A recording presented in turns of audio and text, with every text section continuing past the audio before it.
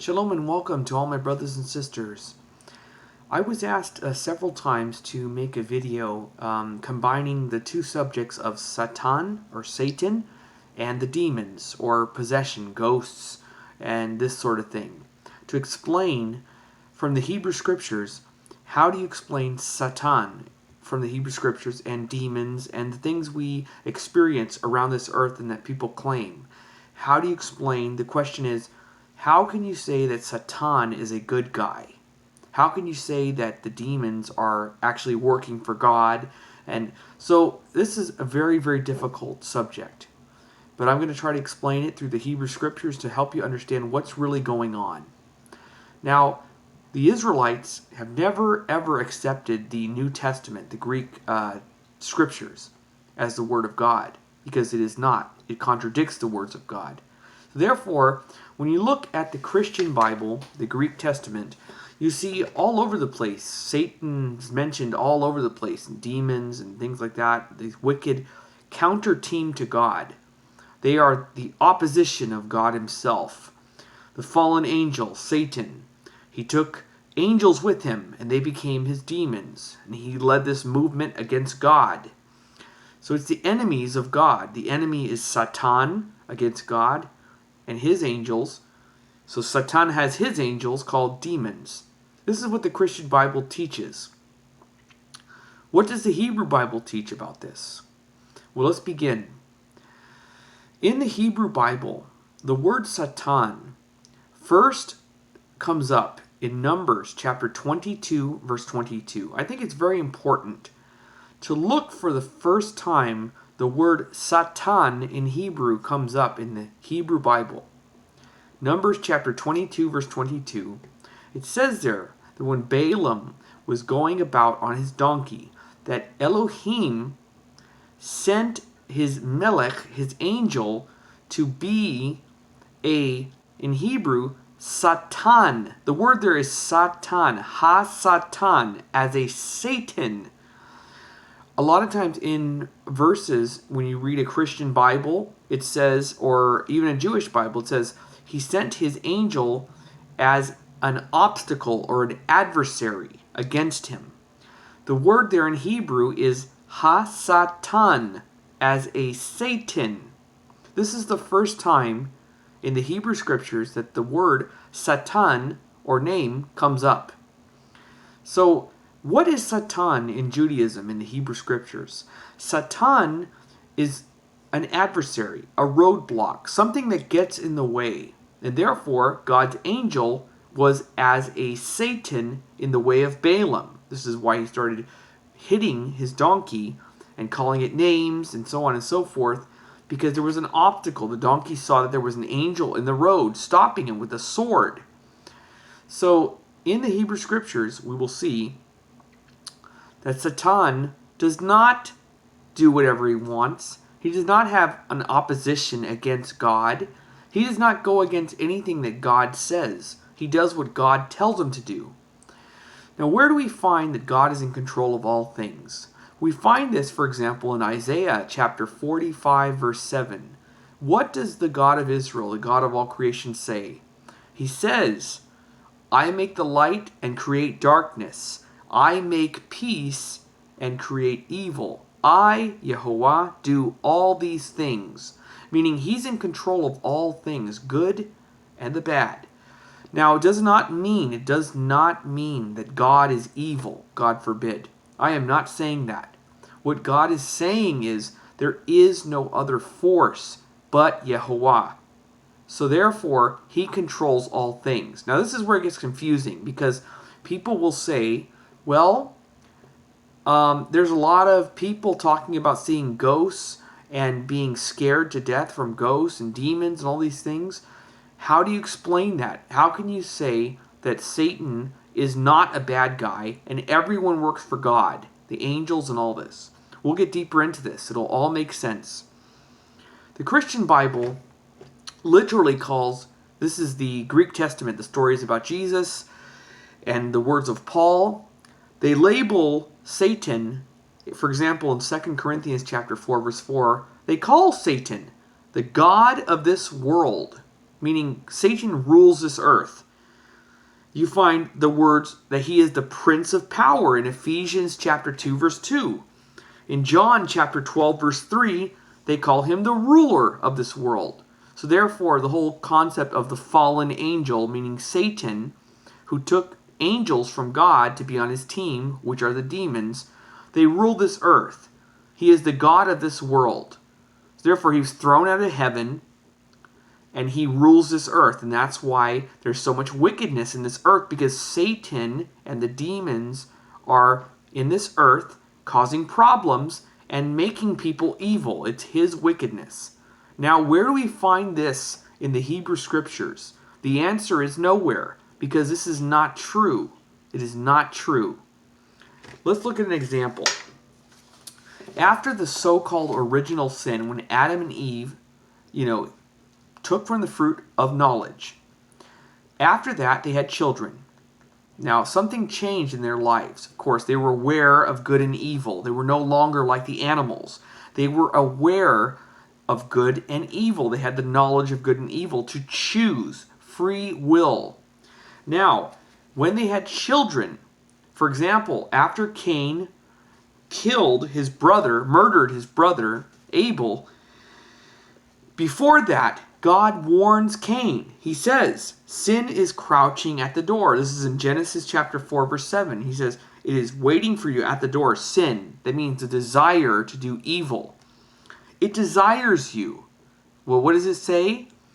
But you are able to master over it.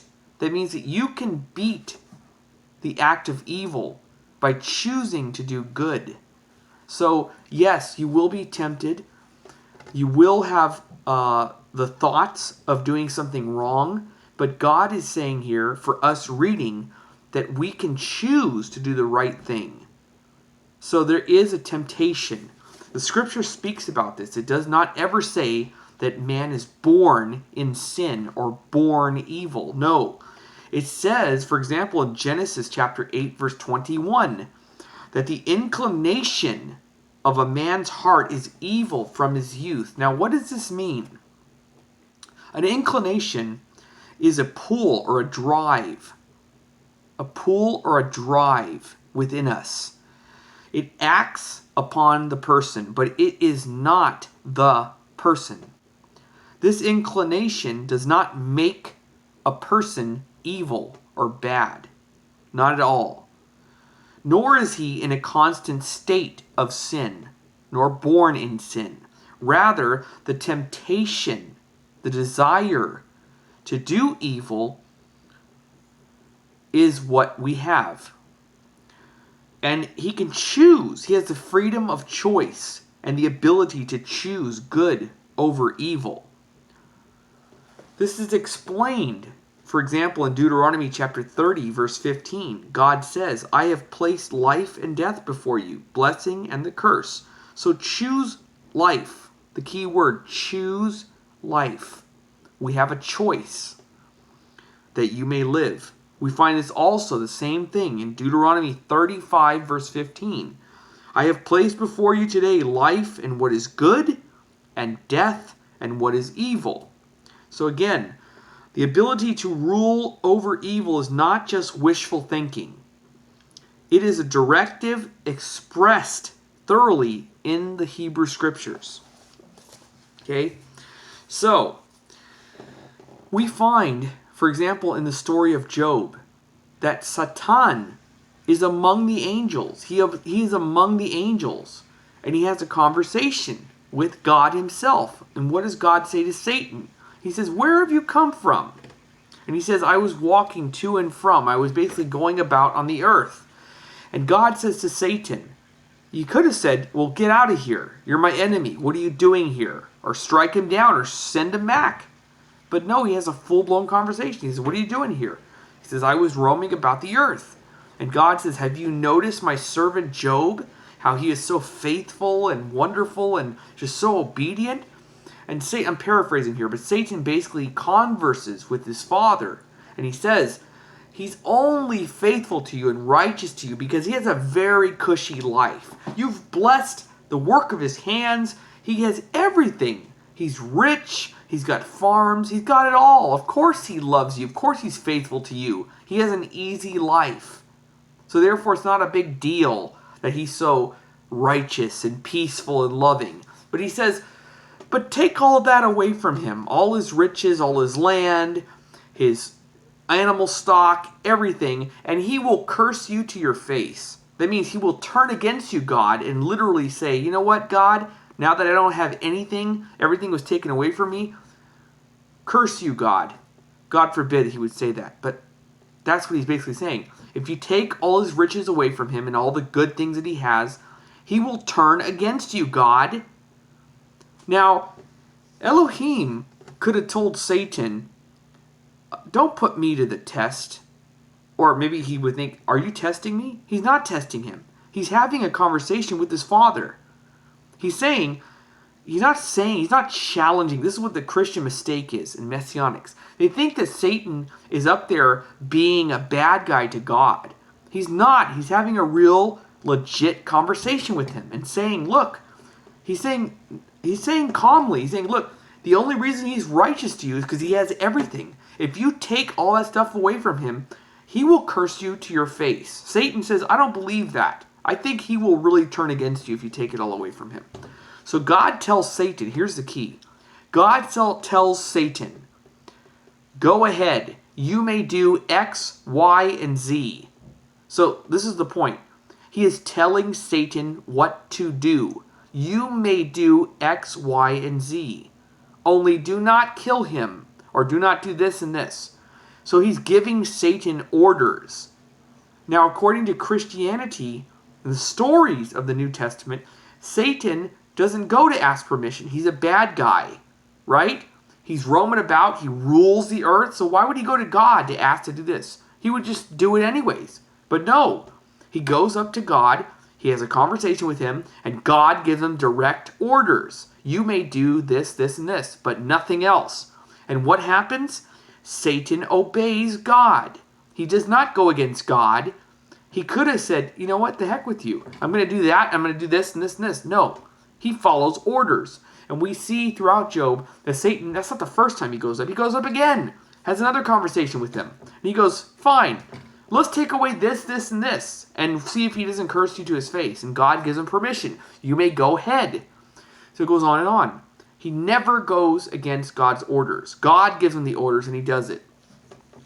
So, we find, for example, a story about Satan, more stuff in the Hebrew Scriptures. For example, some people point out the contradiction. For example, in 2 Samuel chapter 24, verse 1, it talks about God inciting David to take a census over Israel, like tempting him to take a census. Then we see in 1 Chronicles chapter 21, it says that Satan rose up against David to take census over Israel. So people will ask, well, what's the deal? Is it Satan or God? There's a contradiction here. And in fact, it's not a contradiction. Because again, God rules everything. So therefore, the contradiction is not a contradiction. Because in 2 Samuel, God incites David through the means of Satan, his angel. So therefore, he could use whatever he needs to get it done. It's still the will of Elohim. Do you understand? Another example. For example, demons. People wonder about God using the angels to do things for him.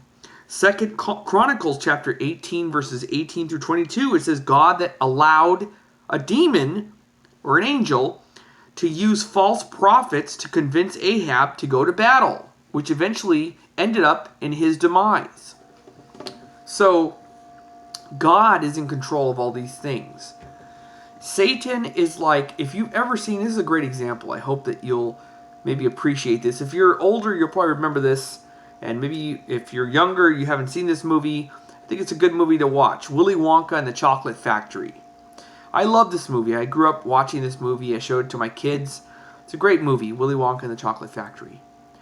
I want you to imagine Satan in the Hebrew Scriptures, the easiest way to explain what Satan is to us. If you watch the movie, let's say Willy Wonka lets these children come because they have their golden tickets, right? Then there's this character named Slugworth. Now, Slugworth is like Satan. This is how the Hebrew scriptures explain Satan. Now, Slugworth tempted each child and said, look, if you give me the everlasting gobstopper, I will make you rich, and you will never have to work a day in your life. Your family will be set. It's a temptation. And every child falls for it. And they actually, in the end, I don't want to give it away, spoiler alert, if you want, but anyways, they all fail in some sense. Okay?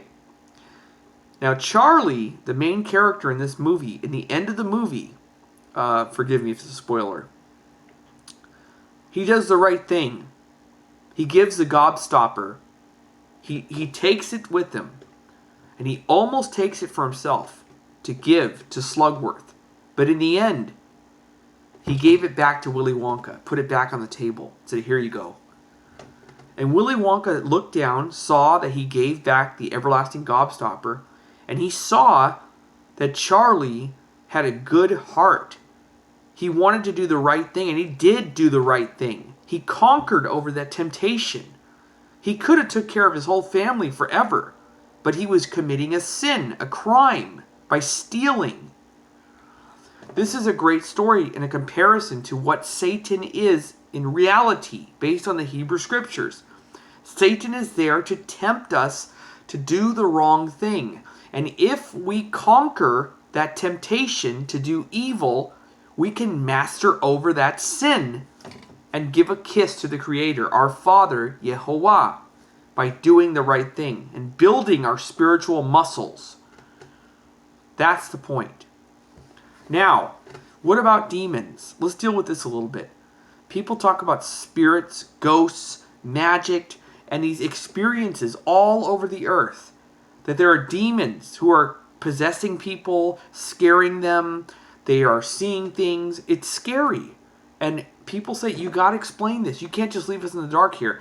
Satan's a good guy. There are no demons. Well, how do you explain what's going on? People are getting scared. They're being possessed. Why are all these negative things happening, evil things, and yet you're saying that these are all good guys?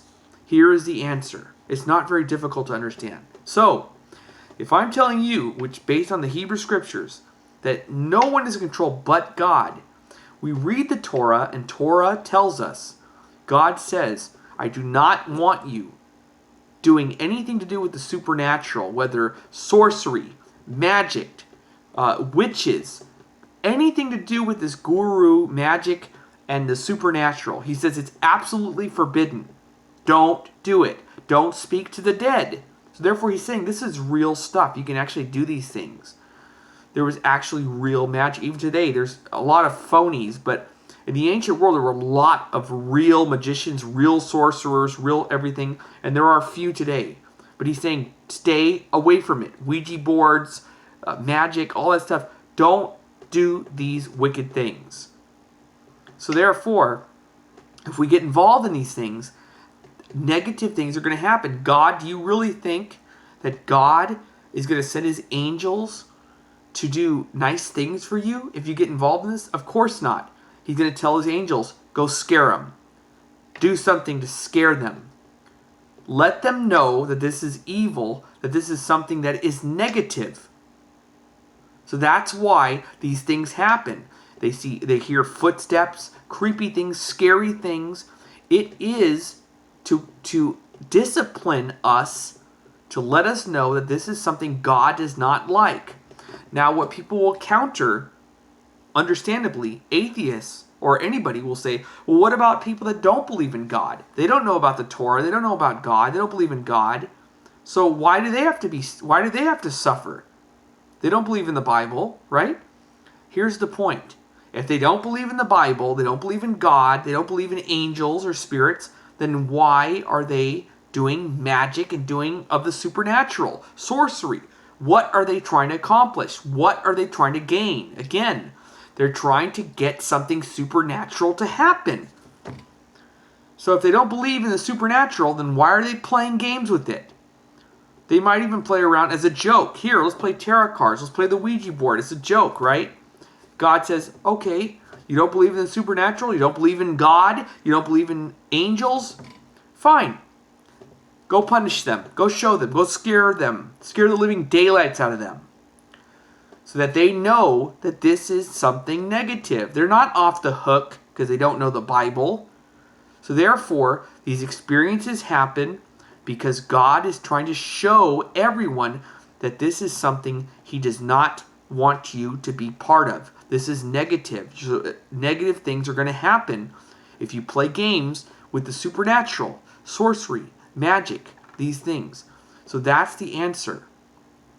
So therefore, we want to stay away from these things, from serious stuff like Ouija boards, witchcraft. All these things will cause problems in our lives. And it is God that is punishing us to tell us this is not okay.